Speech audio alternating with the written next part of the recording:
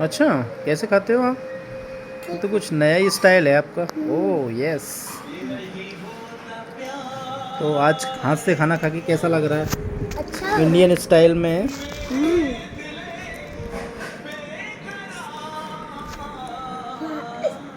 अच्छा स्वाद आ रहा है खाने में? हाँ है ना। कितना टेस्टी लग रहा है? ज़्यादा ही अच्छा लग रहा रियली? है।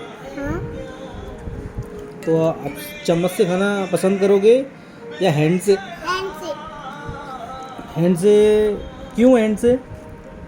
क्या होता है हैंड से खाने में?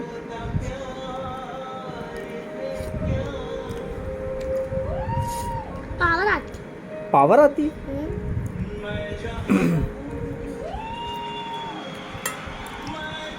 देखो दोस्त। है?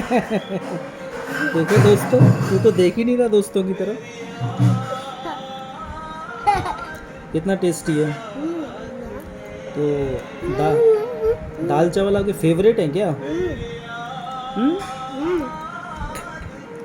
मतलब अगर आपको रोटी दी जाए और दाल चावल दी जाए तो आप क्या पसंद करोगे? दाल चावल। रियली?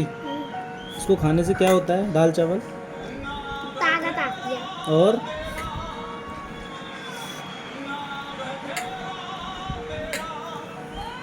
ये देखो,